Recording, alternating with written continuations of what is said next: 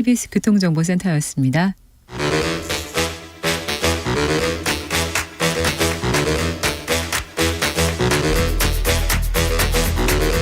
이것이 혁신이다. 여야를 내려놓고 관습을 떼버리고 혁신을 외쳐봅시다. 다시 만난 정치 공동혁신구역.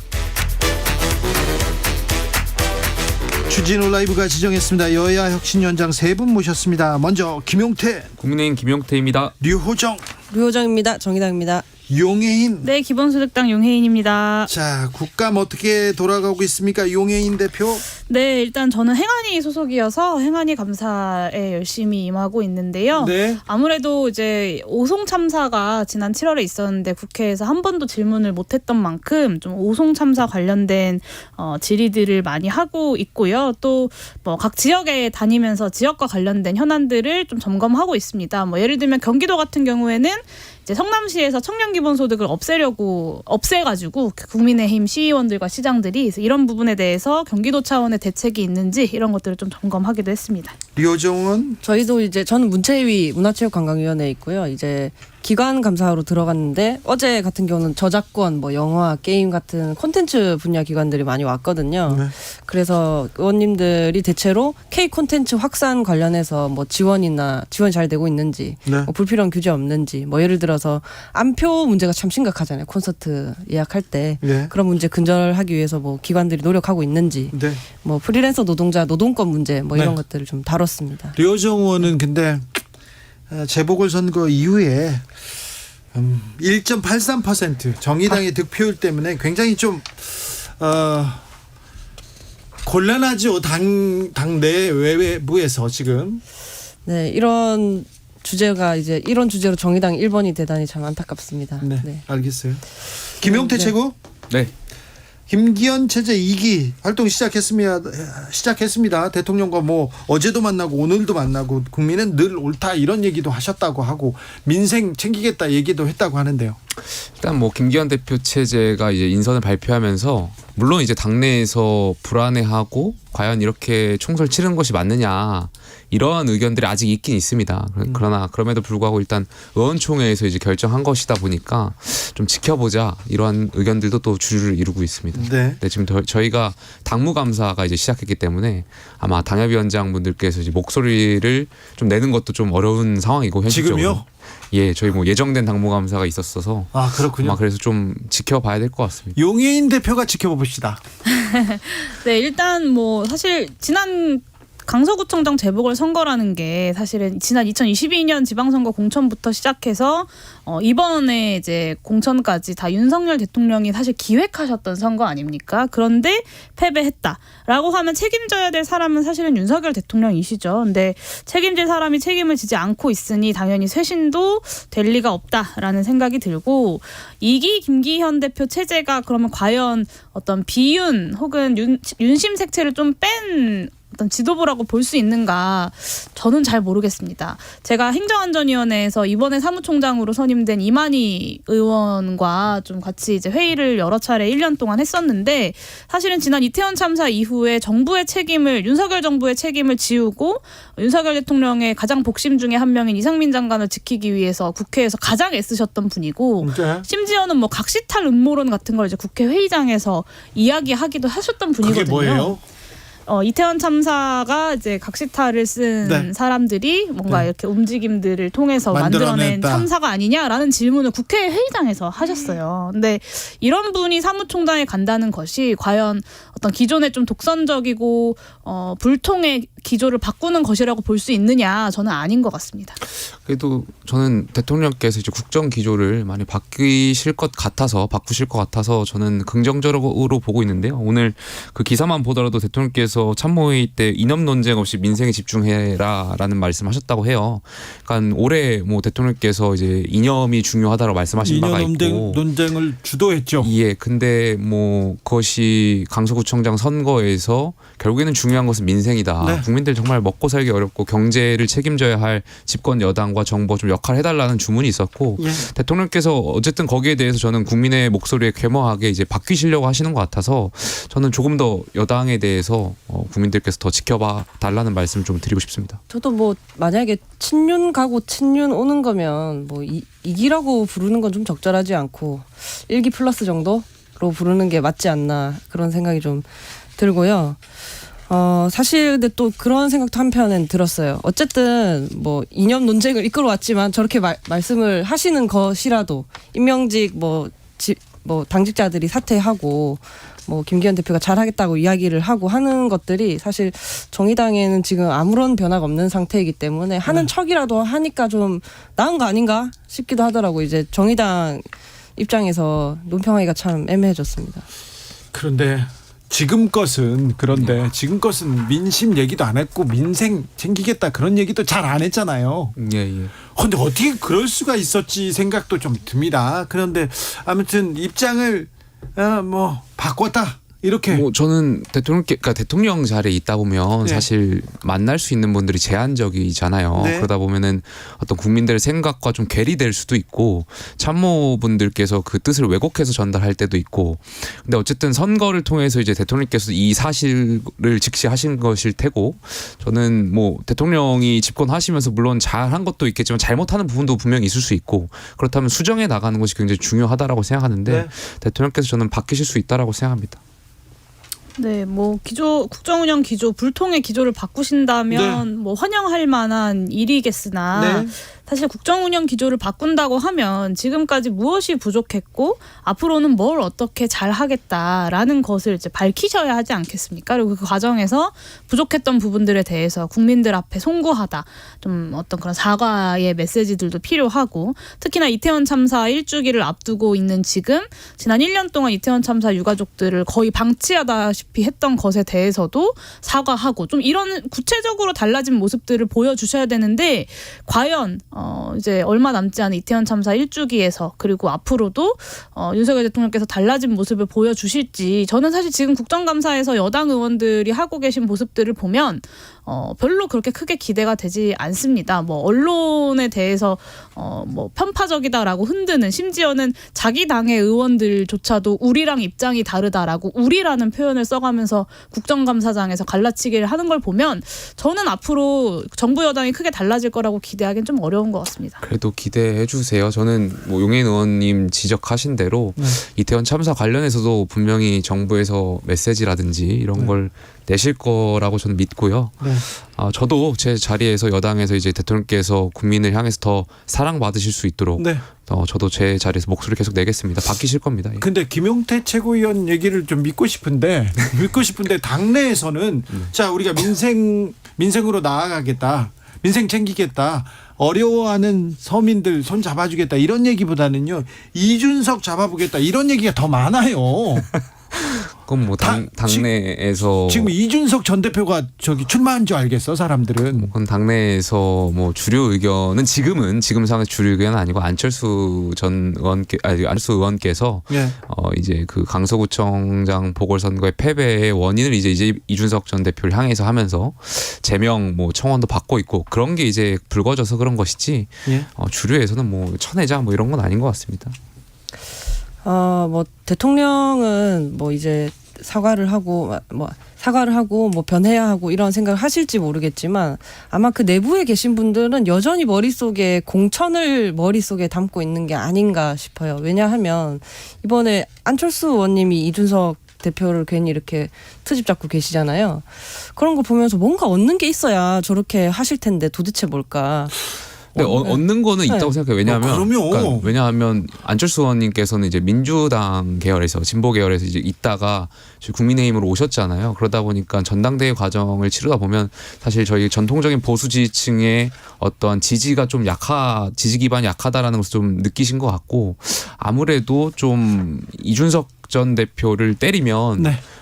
저희 당에서 좀 그것을 옹호하시는 지지층들이 있기 때문에 아마 그러한 지지층들에게 뭔가 좀 어떤 연결되고자 그러니까요. 그렇게 하시는 거 아닌가라는 생각이 들어요. 그런 방식이 굉장히 이상하다고 생각하는 거죠. 근데 그런데 윤석열 대통령도 당선되었던 그 과정을 돌이켜보면 입당하고 경선 치르는 동안 뭐 정강훈 목사에게 전화하고 전두환 씨 옹호하는 발언도 하고 어떤 소위 말하는 강성 지지자들, 극우 지지자들의 일단은 얻었어야 하는 어떤 행위들을 하셨거든요.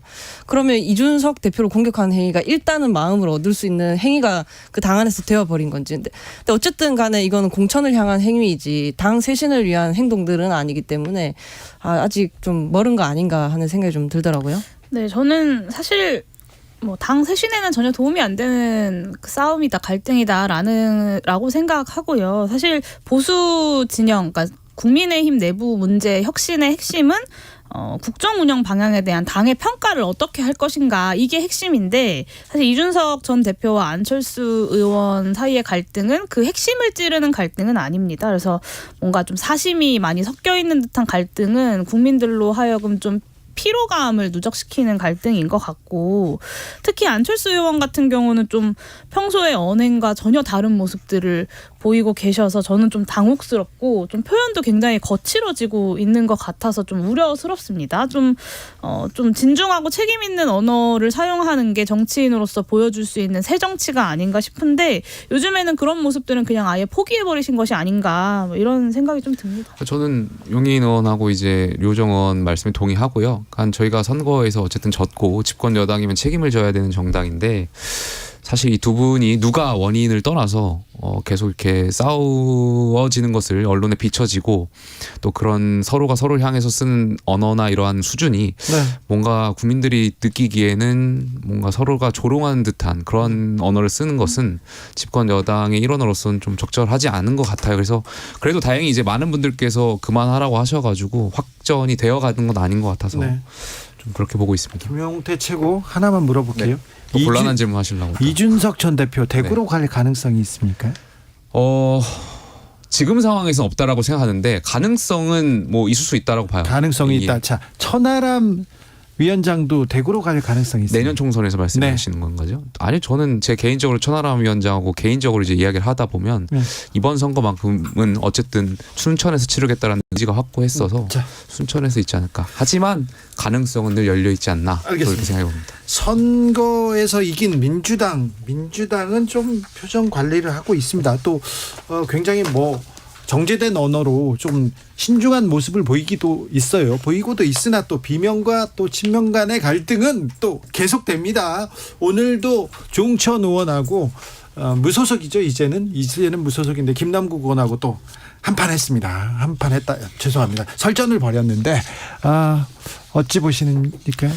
글쎄, 역설적이게도 저는 민주당은 이재명 대표의 사법 리스크를 덜어내면 국민의힘에 비해서 총선을 치르는데 좀 유리하다라고 생각해요. 그러니까 국민의힘은 전선이 굉장히 넓어요. 집권 여당이고 책임져야 될 부분도 많아요. 하다 보니까 뭐 각 정책 어떤 사안마다 이것을 끌고 가면 사실 선거에서 불리하게 작용할 수도 있는데, 민주당은 그에 비해서 이재명 대표에 대한 사법 리스크 하나가 좀 도드라져 있는 것 같아서. 근데 민주당이 여기에 대해서 이제 결심을 해야 되는데 결심을 어떻게 할지는 잘 모르겠어요. 여러 친명계 의원들이 워낙 지금 당을 장악했고, 과연 이재명 대표를 드러내고 선거를 치를 수 있을 것이냐, 여기에 대해서는 회의적이어서 그런 한편에서는 또 여당으로서 다행이라고 생각하기도 합니다. 용혜인 대표? 네, 사실 요즘에는 이제 재판 리스크, 민주당에 대해서 재판 리스크 이런 재판이 얘기를 계속되고 하더라고요. 있습니다. 근데 처음에는 사실 사법 리스크도 되게 낯선 말이었는데 이제는 재판 리스크라는 말도 나오는 걸 보고 참 흥미로운 표현이다라고 생각을 했어요.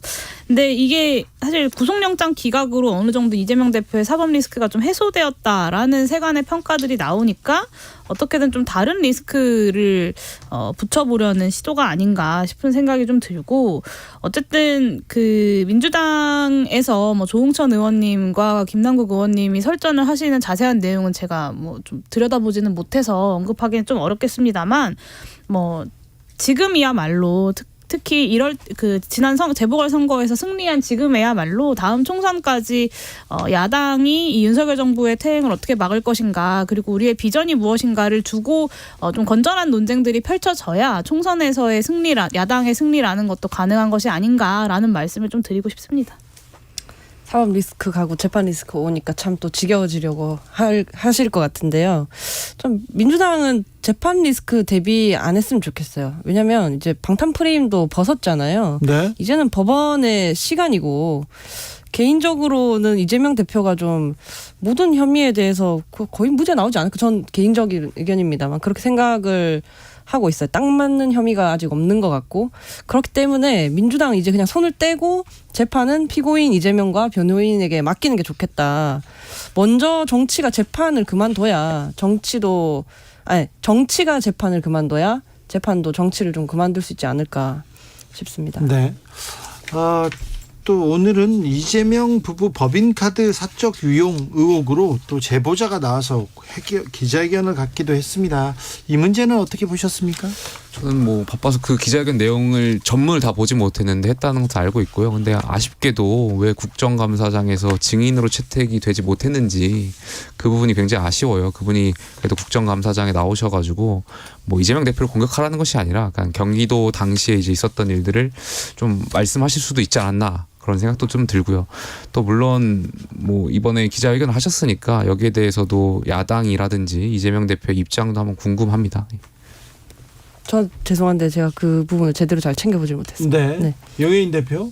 네, 저도 뭐 기자회견 했다는 기사를 봤는데 뭐 증인으로서 증언할 내용이 있으면 증언을 하도록 하는 것이 바람직한 방향이겠죠. 근데 사실 제가 국회에서 그 국정감사를 진행하면서 느꼈던 답답함은 필요한 증인이라고 해서 채택하는 경우는 잘 없다. 그리고 제가 이번에도 오송 지하차도 참사와 소방의 그 내부 비리, 뭐 리베이트 요구권 관련돼서 증인들을 좀 채택하고 싶었어요. 근데 이 사람들은 사실 그냥 민간인들도 아니고 다 공직에 있는 사람들인데도 불구하고 여당에서 동의해주지 않아서 증인을 채택하지 못했거든요. 근데 최근에 뭐 정우택 국민의힘 의원님이 뭐 이 오늘 기자회견 하신 분을 증인으로 채택하려고 한다. 뭐 행정안전위원회에서라고 하시는데 뭐 본인들이 생각하는 증인이 꼭 증언으로서 해야 할 일이 있다면 그만큼 다른 정당의 혹은 소수 정당의 의원이 채택하고자 하는 증인도 좀 존중해 주시면 좋겠다라는 말씀을 이 자리를 빌어서 좀 드리고 싶습니다.